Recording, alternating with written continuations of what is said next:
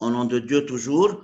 Alors, je commence aujourd'hui avec la session 2021. C'est la première session 2021, la première. L'exercice numéro 2. Je veux lire très doucement. Faites attention. Le titre, c'est la fructosémie. La fructosémie. La fructosémie congénitale est une intolérance au fructose. Congénitale, c'est-à-dire héréditaire. La fructosémie congénitale est une intolérance, n'est-ce pas, au fructose, interdisant l'absorption de fructose et de tous les sucres qui contiennent du fructose. Alors, cet exercice nous parle d'une maladie qui s'appelle la fructosémie. Alors, le document 1, comme vous voyez, regardez, c'est le document 1. Le document 1 décrit, n'est-ce pas, cette maladie, nous donne que cette maladie héréditaire est une intolérance au fructose, c'est-à-dire interdisant l'absorption de fructose et de tous les sucres qui contiennent du fructose dans nos aliments. Elle est causée par un déficit en aldolase B. Monsieur, c'est quoi l'aldolase B? Lui, il dit, l'aldolase B, c'est une enzyme localisée dans le foie, l'intestin grêle et les reins. Il s'agit là d'une maladie qui est due à un déficit en une enzyme appelée aldolase B. C'est une enzyme localisée dans le foie, l'intestin grêle et les reins. L'enzyme aldolase B est responsable du clivage du fructose 1-phosphate en 2 molécules, le DHAP et le glycéraldéhyde, glycéraldéhyde ou bien glycéraldéhyde. Bien, alors, comme vous voyez, la plupart des informations qui se trouvent dans cet exercice sont des informations nouvelles. Alors, il parle de la fructosémie congénitale. Cette maladie est une intolérance au fructose. Que sera? Alors, c'est quoi l'intolérance au fructose? C'est-à-dire interdisant l'absorption de fructose et de tous les sucres qui contiennent du fructose. C'est-à-dire, si la personne mange, n'est-ce pas, des aliments qui contiennent du fructose ou bien des autres sucres qui contiennent ce sucre, le fructose, n'est-ce pas, le sang ne va pas l'absorber. Elle est causée par un déficit en une enzyme aldolase B, qui est une enzyme localisée dans le foie, l'intestin grêle et les reins. L'enzyme aldolase B est responsable du clivage, c'est-à-dire de la décomposition du fructose 1-phosphate en 2 molécules, DHAP et glycéraldéhyde. Bien. Les enfants atteints par cette maladie manifestent un Alors, regardez, lorsqu'il dit les enfants atteints de cette maladie manifestent, c'est-à-dire, il parle de quoi maintenant? Manifeste, c'est-à-dire quoi? Les conséquences. Très bien, les conséquences ou bien les symptômes. Les enfants atteints de cette maladie manifestent un dysfonctionnement du foie et une faiblesse rénale avec des taux anormalement élevés de sucre, d'acides aminés et de sel dans les urines. C'est-à-dire, alors c'est un texte qui décrit une maladie congénitale ou bien héréditaire qui s'appelle la fructosémie. Bon, on commence avec la première question. Relevé du document. La première remarque. Lorsqu'ils disent relevé du document, c'est-à-dire que vous devez relever exactement les mots qui se trouvent dans le texte. 1. La cause de la fructosémie. Un relevé du texte, la cause, n'est-ce pas, de la fructosémie. Oui, que dois-je dire maintenant comme réponse? Elle est causée par un déficit en aldolase B. Exactement. Alors, elle est causée par un déficit en aldolase B. Voilà, c'est le point final. La cause de la fructosémie. Alors, c'est un déficit en aldolase B. 1, 2. Les conséquences de cette maladie. Les conséquences, c'est-à-dire les symptômes. Les enfants atteints de cette maladie, je dois prendre toute la phrase, les enfants atteints de cette maladie manifestent un dysfonctionnement du foie et une faiblesse rénale avec des taux anormalement élevés de sucre, d'acide aminé et de sel dans les urines. S'il y a une question, toujours posez-la. Bien, alors les deux premières questions, ce sont des questions directement sur le texte, sur le document 1. La cause de la fructosémie, du texte, on peut enlever la cause, on peut relever la cause, c'est un déficit en aldolase B, et les conséquences de cette maladie, c'est-à-dire les symptômes. Les enfants atteints de cette maladie, quels sont les symptômes des enfants qui sont atteints par cette maladie? Un dysfonctionnement du foie, une faiblesse rénale, etc. jusqu'à la fin. Bien, je continue doucement. Le document 2 représente la séquence nucléotidique partielle d'ADN des allèles normales et mutés du gène déterminant la synthèse de l'enzyme aldolase B. Le document 2, regardez, c'est le document 2, là, c'est le document 2, représente la séquence des nucléotides partiels, ce n'est pas toute la séquence, une partie de la séquence. La séquence nucléotidique partielle de l'ADN des allèles normales et mutés du gène déterminant la synthèse de l'enzyme aldolase B. Regardez le document 2 attentivement, s'il vous plaît. Regardez là, c'est l'allèle, ou bien normal, ou bien muté. Là, c'est écrit séquence nucléotidique du brin transcrit d'ADN. Regardez cette séquence et la deuxième séquence. Je continue.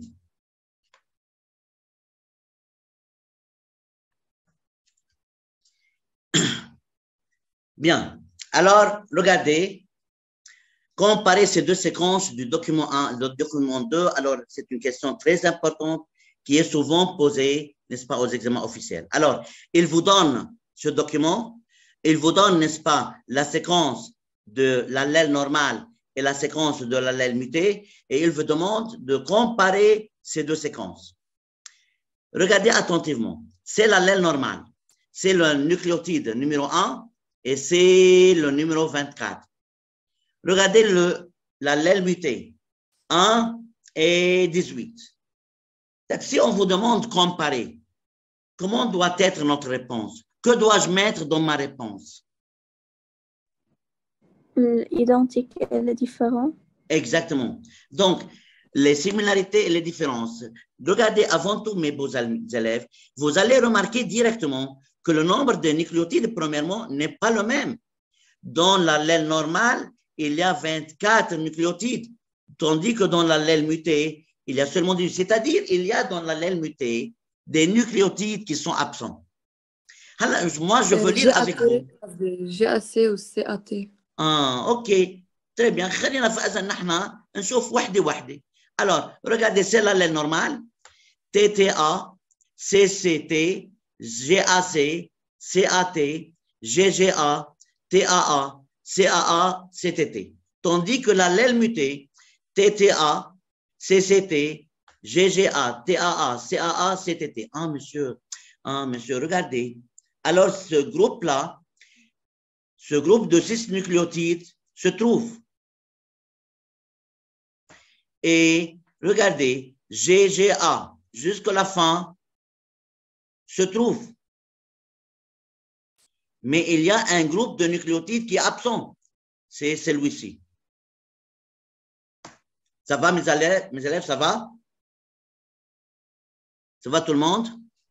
Oui, ça va. Très bien. Oui, Donc Anna, il me demande de comparer ces deux séquences. Je regarde, je vois premièrement que le nombre, n'est-ce pas, des nucléotides dans l'allèle normal est plus grand que celui dans l'allèle muté, parce qu'il y a 24 nucléotides dans l'allèle normal, tandis qu'il y a seulement 18 dans l'allèle muté. Donc, alors, avant tout, je regarde ces deux nucléotides, ces deux séquences, je regarde, je vois que le nombre de nucléotides dans l'allèle normal est plus grand que dans l'allèle muté, premièrement. Deuxièmement, alors, en comparant la séquence, n'est-ce pas, je vois que ces 6 nucléotides-là, qui se trouvent là, ces 6 nucléotides ne se trouvent pas dans l'allèle muté. Alors, il y a absence. Donc, je dois écrire dans ma réponse, le nombre des nucléotides dans l'allèle normal est 24 plus grand que celui dans l'allèle muté, il y a 6 nucléotides. Regardez, les nucléotides numéro 7, 8, 9, 10, 11 et 12. Ces nucléotides sont absents, tandis que les autres sont identiques. C'est ça ce que je dois écrire dans ma réponse. Je viens de vous montrer directement, n'est-ce pas, la réponse à cette question. Regardez. Quoi؟ طبعا بس فيك تقول لي هلا ils vont vous demander tout de suite à propos de cela. Regardez, pour la première partie alors, regardez pour la première partie, la première question, déficit en aldolase, en aldose B, désolé, et 1, 2, les enfants atteints par cette maladie manifestent jusqu'à la fin dans les urines. 1 et 2. Maintenant, pour la question 3, à propos de comparer des séquences des nucléotides, regardez qu'est-ce qu'ils ont mis dans le barème. Premièrement, le nombre des nucléotides dans l'allèle muté est plus petit que celui dans l'allèle normal. 1. Tu peux, bien sûr, c'est bien de mettre le nombre. Puis, regardez, les nucléotides. Alors, il y a des nucléotides 7, 8, 9, 10, 11 et 12 sont absents dans l'allèle muté. Mais, et c'est important parce qu'on a parlé de la différence. Au-delà, les nucléotides sont identiques. Alors, ça dépend des élèves. Certains élèves ont écrit une autre chose. Regardez, parfois l'élève peut écrire une autre chose. Par exemple, regardez là. Regardez là, par exemple. Certains élèves, en comptant, ils vont compter que ce nucléotide-là, G, se trouve. Vous voyez comment? Alors, TTA, CCT et G. TTA, CCT et G. Puis commence à dire que les autres nucléotides ne se trouvent pas. Alors, je préfère directement de faire comme ça, comme des cercles. Les 2 premiers, les 6 premiers nucléotides se trouvent. Et puis alors, ce sont les nucléotides qui sont absents, qui sont le numéro 7 jusqu'à le numéro 12. Y a-t-il une question? Bien. Je passe maintenant pour la partie 3. Regardez, comme vous avez dit tout de suite, la partie 3 nous demande la question, n'est-ce pas, qu'on attend, indiquer le type de mutation mise en évidence. 1. Le type de mutation mise en évidence. Vous avez vu qu'il y a absence de 6 nucléotides. Alors, on l'appelle quoi? L'absence de nucléotides est appelée quoi? Quel type de mutation? Par délétion. Par délétion. Ah, monsieur, parce que les mutations sont de plusieurs sortes. On a vu la substitution premièrement. Vous savez, substitution. On a vu l'addition. On a vu la délétion. On a vu, par exemple, le réarrangement, etc. Parfois, l'addition est appelée aussi insertion. Monsieur, là, dans cet exercice, il y a 6 nucléotides qui ne se trouvent pas dans l'allèle muté, sont absents. Alors, c'est une mutation par délétion. La question est très simple. Indiquez le type. On dit délétion, point. Pas plus que ça. Maintenant, on passe pour la partie 4. Toujours, s'il y a des questions, vous pouvez la poser. Regardez la partie 4 et faites attention très bien. Écrire en se référant aux documents 2 et 3. Ce document, le document 2, et celui-ci là, le document 3 en bas, c'est le document 3. Alors, il te demande écrire en se référant aux documents 2 et 3. Que dois-je écrire, monsieur? Alors, l'ARN correspondant à chaque allèle. Faites attention. C'est une partie du programme du bac qui est demandé en classe de SVT. Alors, écrire en se référant au document 2 et 3, l'ARN messager correspondant à chaque allèle. Bon, regardez le premier allèle, l'allèle normal. Et faites attention, s'il vous plaît. Alors, si je regarde l'allèle normal, je veux écrire l'ARN messager qui lui correspond. Bien. Alors, l'ADN contient les 4 bases. Thymine, adénine, cytosine et guanine. Thymine, adénine, cytosine et guanine. C'est pour l'ADN. Mais l'ARN, qu'est-ce qu'il contient? Il contient encore, monsieur, thymine, il contient, désolé, à la place de la thymine, il contient l'uracile. L'uracile, c'est la base qui vient place à T, à la thymine. Uracile, adénine, cytosine et guanine. Alors, je veux écrire la séquence de l'ARN messager. Vous savez très bien, si vous ne savez pas, n'est-ce pas, c'est pas grave, je viens de vous rappeler un tout petit peu. Toujours, dans les liaisons se font comme ça. La thymine dans l'ADN, la thymine dans l'ADN. Se lie avec qui? Adénine. Avec adénine, très bien. Et la cytosine? Guanine. Avec guanine, avec G. Alors, toujours dans l'ADN, parce que n'oubliez pas, mes beaux élèves, que l'ADN est formé de 2 chaînes de nucléotides. 2 chaînes et non pas une seule. Une séquence. Il te montre là, l'exercice te montre une seule chaîne de nucléotides, une seule chaîne, et non pas les 2 chaînes. Hein, monsieur? Taïeb yani. Anna, je sais très bien que maintenant, il y a la TTA, mais pour l'ARN messager, T va se lier avec qui? Est-ce que ARN messager, n'est-ce pas, a-t-il adénine? Oui, n'est-ce pas? Alors, à la place de T, que dois-je mettre? A. À la place de T encore, A. À la place de A? U. U, parce que l'ARN n'a pas la thymine, a l'uracile à la place de la thymine. Je veux reprendre tel doucement. Je veux considérer ça comme une petite révision. Alors, en réalité, l'ARN messager va faire une copie de cette séquence d'ADN. Que veut dire une copie, monsieur? L'ARN messager va, les ribonucléotides, l'ARN messager va mettre à la place de T, A, à la place de A, U, à la place de C, G, à la place de G, C. Et alors, l'ARN messager aura cette séquence. A, A, U, puis G, G, A, puis C, U, il n'a pas la thymine, G, puis G, U, A, et ainsi de suite. À la place de G, toujours C, C, T, désolé, U, puis A, U, U, puis à la fin, il y a G, U, U, et puis G, A, A. Alors, cette chaîne maintenant, cette chaîne de ribonucléotides ensemble forme l'ARN messager. On l'appelle ARN messager. ARN messager. S'il y a une question, toujours posez-la. Je considère ça comme une petite révision. Mais s'il y a un problème, vous allez dire directement. Monsieur? Oui.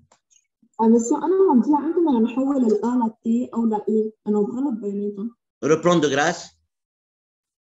monsieur, أنا الآ أنت بدها تصير تي وأنت بدها تصير إي. Regarde, lorsque tu parles de l'ARN, il n'y a pas T dans l'ARN. À la place de T, là où tu vas mettre T, tu mets U. Mais si tu parles de l'ADN, il y a toujours en face de A, il y a T. OK. Parce qu'il me demande de trouver l'ARN messager. L'ARN ne contient pas la thymine. Regarde en haut. L'ARN contient ces 4 bases. Uracile, adénine, cytosine et guanine. À chaque fois, tu veux utiliser T. Lorsqu'il y a A, tu veux mettre T, tu mets T si tu parles de l'ADN. Mais s'il s'agit de l'ARN, non, il y a U. Ça va? Oui, OK. Oui, merci. Bon, très bien. Regardez les beaux élèves. Encore une petite révision. Et là, c'est l'intérêt de cet exercice en réalité. Yani, je veux travailler cet exercice avec vous pour cette raison, pour un peu réviser, n'est-ce pas, l'ARN messager et comment se fait la copie de l'ADN. Regardez. Alors, en haut, j'ai ce qu'on appelle maintenant un ARN messager. On l'appelle ARN messager. Ce sont les séquences de l'ARN messager maintenant. Taille. OK.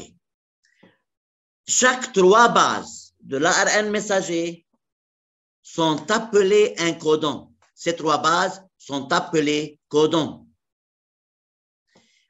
Et alors, GGA, c'est un autre codon, etc. CUG, un 3e codon, etc. Alors, chaque 3 bases de l'ARN messager sont appelées un codon. Vous pouvez prendre ça comme une petite remarque si vous voulez. Alors, chaque 3 bases de l'ARN messager M sont appelées égale un codon. Dans la synthèse des protéines, l'ARN messager, c'est une copie d'une séquence de l'ADN et alors on aura un ARN messager et cet ARN messager va aider ensuite à transformer cette copie en une chaîne d'acides aminés, c'est-à-dire en une protéine. Je vais reprendre un tout petit peu. Par exemple, durant la synthèse des protéines, c'est l'ADN là, par exemple. Là, on a un ADN. C'est une séquence de nucléotides. L'ARN messager, cet ARN messager va faire une copie de cette séquence, vient pour faire une copie de cette séquence. Comment on fait une copie, monsieur? Comment l'ARN messager fait une copie de cette séquence? En mettant à la place de TA, à la place de AU, à la place de CG et à la place de GC. Alors, on aura un ARN messager qui est en réalité une copie de cet ADN, de cette séquence nucléotide. Pourquoi on l'appelle copie? Je peux te donner aux examens, je peux te donner l'ARN messager et je te demande de trouver la séquence des nucléotides. Mais maintenant, qu'est-ce qu'ils ont fait? Ils vous donnent la séquence de nucléotides et ils vous demandent de trouver quoi? La séquence de l'ARN messager. Bien sûr, je peux faire l'inverse. Je peux vous donner cette séquence de l'ARN messager et je vous demande de me donner l'ADN correspondant. Même chose, à la place de A, T. Maintenant, lorsque tu écris la séquence d'ADN, tu peux mettre T, bien sûr.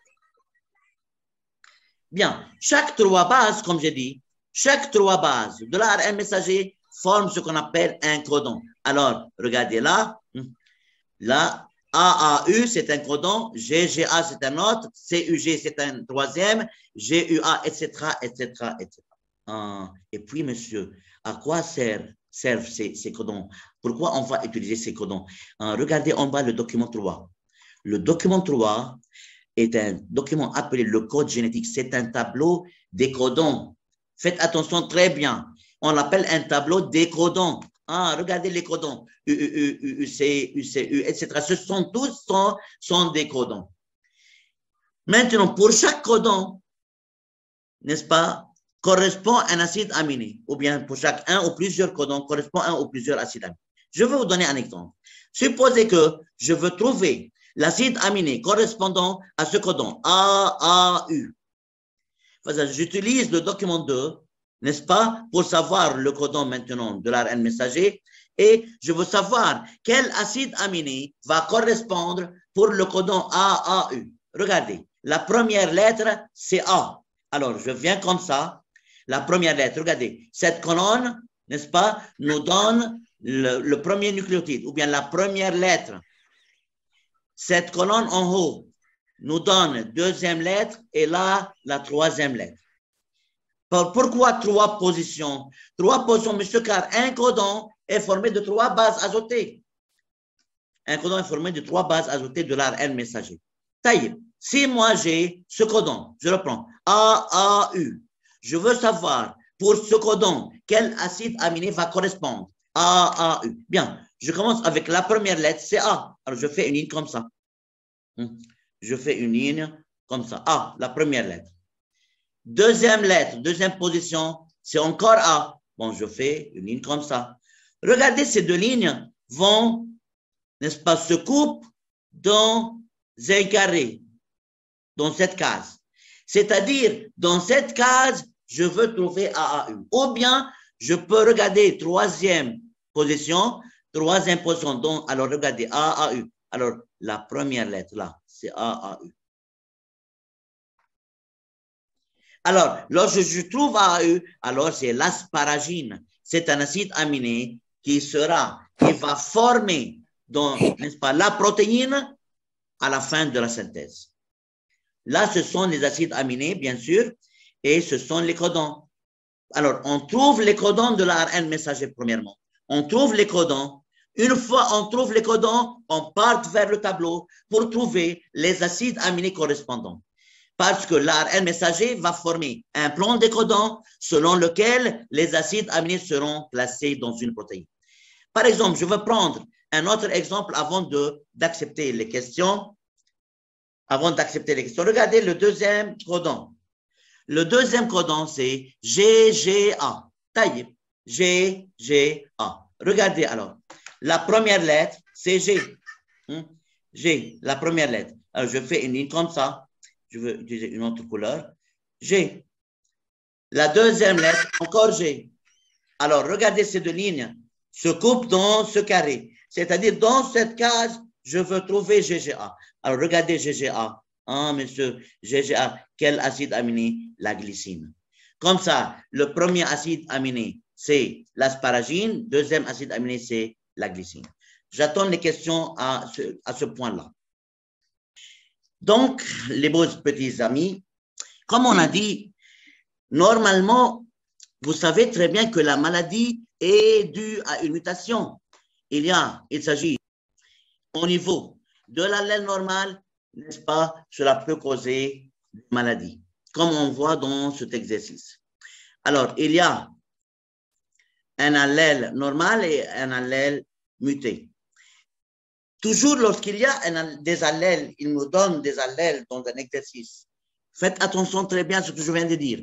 Toujours, n'est-ce pas, on doit savoir comment on peut les comparer et on doit savoir comment faire, n'est-ce pas, comment on peut nommer le type de mutation.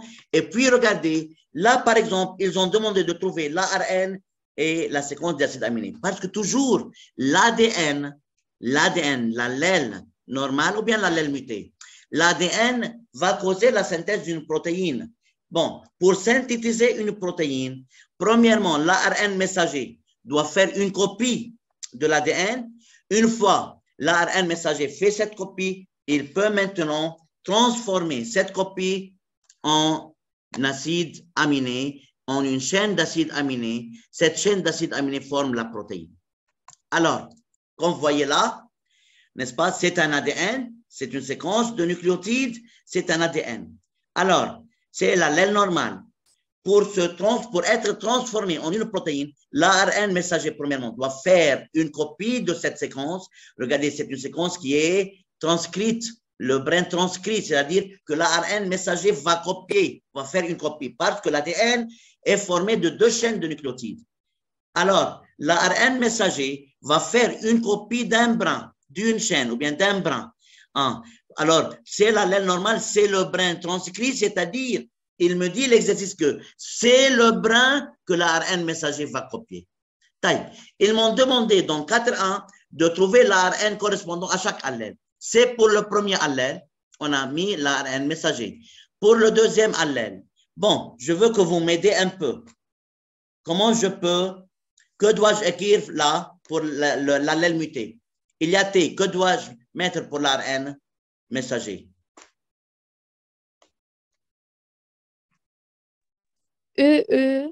Non.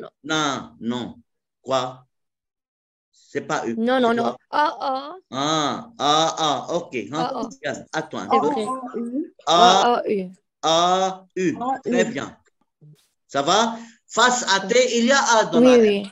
Parce qu'il n'y a pas T, il y a une face à A. Au lieu de mettre T, il y a U dans l'ARN. Oui. Puis? GG. A. Puis? O. CCU. U. Puis? AUU. Puis? GUU. Très bien. Et G? Ou GAA. Très bien. Bon, Oui. alors, c'est le brin de l'ARN messager correspondant à ce brin transcrit de l'allèle muté. Donc, pour la partie 4.1, il m'a demandé de trouver l'ARN messager correspondant à chaque allèle, c'est-à-dire à l'allèle normal et à l'allèle muté. Bien, j'ai mis les deux, n'est-ce pas, ARN messager. Alors, on a dit que l'ARN messager sera le plan selon lequel les acides aminés seront classés. Comment, monsieur? Comme j'ai dit avant, que chaque codon, chaque 3 bases, c'est-à-dire chaque 3 ribonucléotides ou bien 3 lettres de l'ARN messager, on l'appelle codon, on peut trouver dans le tableau le nom de l'acide aminé correspondant. Bien, maintenant alors, regardez dans 4.2. Dans 4.2, il me demandait d'écrire la séquence en acide aminé correspondant à chaque allèle, pour l'allèle normal et pour l'allèle muté. Taïb, je regardais pour l'allèle normal premièrement. Je veux faire comme ça pour qu'on puisse voir la séquence d'ARN messager pour l'allèle normal et le tableau. Regardez, AAU premièrement. Alors, je veux écrire à côté là la réponse. Pour l'allèle normal. Pour l'allèle normal, la séquence d'acide aminé sera, regardez, AAU, la première lettre A, puis AAU, asparagine, ASP. Puis, il y a GGA, G, première lettre, et G, deuxième lettre, GGA, c'est là, la glycine. Glycine. Toujours s'il y a une question, posez-la directement. Puis alors, CUG, C, première lettre, puis U, G, là, ça se trouve, CUG, regardez là, CUG, la leucine, LEU, puis GUA, G, puis U, alors ce couple-là, A, GUA, c'est là, GUA, valine. Puis, après GUA, il y a CCU, C, proline. CU, proline. Très bien, proline. Après CCU, il y a UAUU, AUU, AUU. OK, isoleucine, n'est-ce pas? AUU, isoleucine. Puis, AU, CUU, C, c'est la première lettre là, CU1, c'est-à-dire dans cette case, CU, regardez, le premier codon, leucine. Puis le dernier codon, c'est GAA, GAA. G, c'est G, puis A, et A, GAA, c'est l'acide, n'est-ce pas? GAA, désolé, c'est l'acide glutamique. C'est l'acide glutamique là. Regardez, GAA, GAA, acide glutamique. Bien, acide glutamique. Bon, c'est la séquence d'acides aminés de l'allèle normal. Pour l'allèle muté maintenant, Taïb, je veux écrire en bas, l'allèle muté. Il y a là, quelqu'un m'aide maintenant. Je veux effacer. Asparagine. Pour l'allèle muté, oui. Alors, il y a AAU premièrement. Oui, c'est quoi AAU? Asparagine. Très bien, asparagine. Puis, il y a GGA. GGA. Glycine. Glycine. OK. Puis, alors, GGA. CCU. C, et U. Proline. Proline. Bien. Puis, on a AUU. AUU. C'est isoleucine, n'est-ce pas? Bon. Ça va tout le monde? Est-ce qu'il y a une question? N'importe quelle, toujours vous posez vos questions. toujours. Oui, تفضل. أستاذ طالما هن مش ما أعطونا الأبريفيا يعني الاختصار regarde, oui. Tu écris tout le nom. Tu écris tout le nom. Oui, هيدا الكيستيون إنه ما لازم نحن نعمل إذا ما أعطونا إياه. Très bien, la belle. Toutes les questions sont très belles. Bravo. Parce que moi, pour un peu, n'est-ce pas, pour ne pas prendre beaucoup de temps pour, n'est-ce pas, simplifier les choses, pas plus que ça. Pour simplifier les choses, pas plus que ça. Parce qu'il n'y a pas les abréviations, alors j'écris tout le nom. Très bien. Bien. Ça va maintenant? Oui, merci. Bon. Regardez maintenant la séquence des acides aminés de l'allèle normale et de l'allèle muté. Je veux avec vous discuter un peu. Regardez, c'est l'allèle normale. J'ai encadré بعد avec ما cette... خلصناها لكن Quoi? ما خلصناها. Si on n'a pas fini. 1, 2, 3, 4. 1, 2, 3, 4. Ah, il y a encore GUU. Très bien. GUU et quoi encore? Et GA. GUU. valine. U. Très bien. Valine. Yammi. Quels élèves là? Très bien. Et puis le dernier codon GAA. GA. acide glutamique. Exactement. Acide glutamique. Très bien. Bon. Maintenant, essayons de discuter un tout petit peu. Regardez les deux séquences d'acides aminés. Est-ce que ces deux séquences sont-elles les mêmes? Non. Non, regardez. OK, ASP, gli. Mais là, il y a leucine, il y a la proline. Là, il y a valine. Là, il y a isoleucine. Ah, monsieur, alors, la séquence des acides aminés, n'est-ce pas, n'est pas la même dans l'allèle normale et l'allèle muté. Est-ce que les protéines synthétisées selon l'allèle normal et selon l'allèle muté seront-elles les mêmes? Non. Non. De quelle protéine on parle? Quel est le nom de la protéine dans cet exercice? Si vous vous rappelez, regardez. C'est une quoi? Enzyme. C'est une enzyme aldolase B. Ah, monsieur, l'allèle normal va synthétiser une enzyme normale qui va décomposer le fructose 1-phosphate. Mais l'allèle muté va synthétiser une enzyme anormale. Cette enzyme anormale ne sera pas fonctionnelle, n'est-ce pas? Alors, une enzyme anormale ne va plus jouer le rôle de l'enzyme normale, ce qui cause la maladie, ce qui cause l'intolérance au fructose. Alors, je veux que vous faites cette relation entre la synthèse de la protéine et le rôle de cette protéine. Alors, une fois vous voyez, vous regardez, vous observez là, vous allez remarquer que ces deux protéines ne sont pas les mêmes. Ces deux protéines ne sont pas les mêmes, n'est-ce pas? Il y a une grande différence, n'est-ce pas, en acides aminés. Pour cela, alors, on dit que ces deux protéines ne sont pas les mêmes. Une fois ces deux protéines ne sont pas les mêmes, ah, monsieur, c'est-à-dire l'allèle muté ne va pas fabriquer une enzyme normale.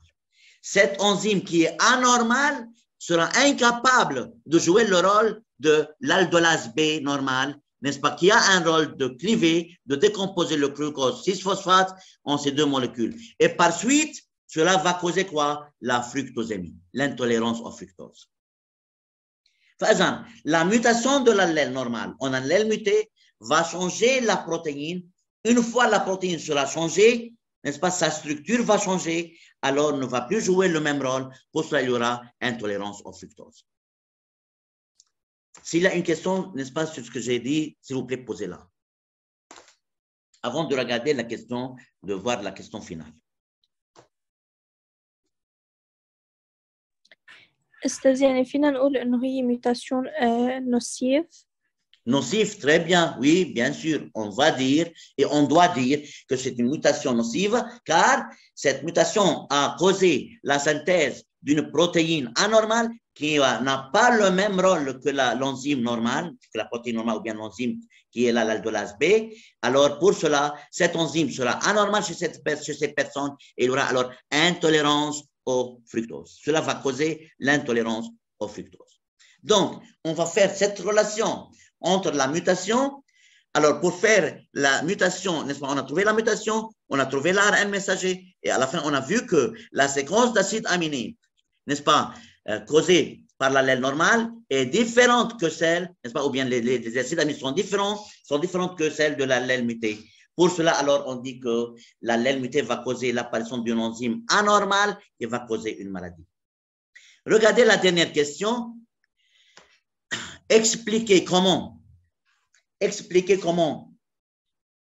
Regardez, expliquez comment la modification de la séquence de nucléotides nucléotidique de l'allèle conduit à l'apparition de la fructosémie. Ah, monsieur, c'est ça que je dois dire.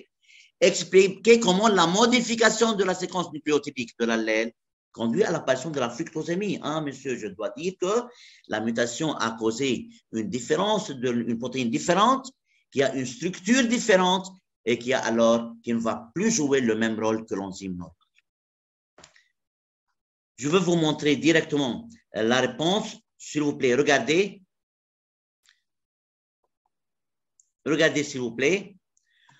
Alors, 4.1, c'est l'ARN. Regardez, c'est l'ARN de l'allèle normale, c'est l'ARN de l'allèle muté. Taïeb. Et puis quoi? Ils ont trouvé la séquence des acides aminés. C'est la séquence de l'allèle normale, c'est la séquence de l'allèle muté ou bien allèle malade.